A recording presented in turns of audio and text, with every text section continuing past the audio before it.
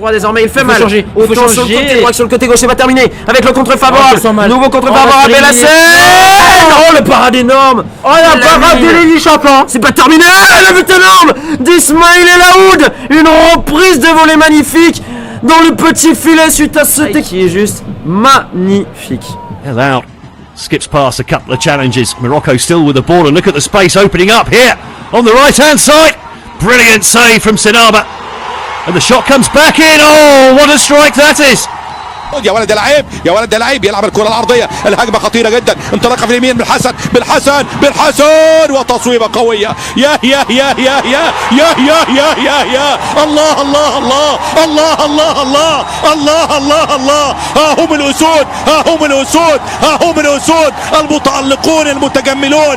أسود الأطلس وأشبال الأطلس يبدعون ويقنعون ويمتعون. والهدف الثالث حاضر ليزيد الفارق المنتخب المغربي ويوسع الفارق وتصبح النتيجة 3-1 ليقترب أسود الأطلس بخطوات كبيرة جدا من الوصول إلى دور الثمانية. الله على الأداء وروعته. الله على الأداء الجماعي ويوسع الفارق ويسجل ثاني أهدافه لاعب نادي فالنسيا الإسباني إسماعيل العود. وتصبح النتيجة 3 المغرب 3 للمغرب. الله الله الله الله الله.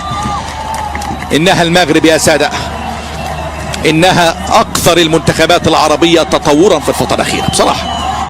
تصل في مكان خطيرة 3 أبعد الحارس تعود. الله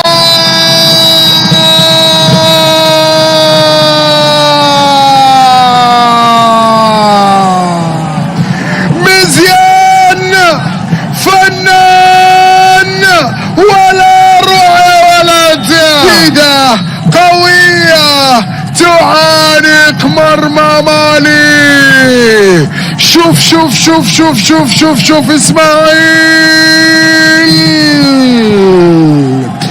أسكنها أرسلها. مزيان واعر أنت فنان.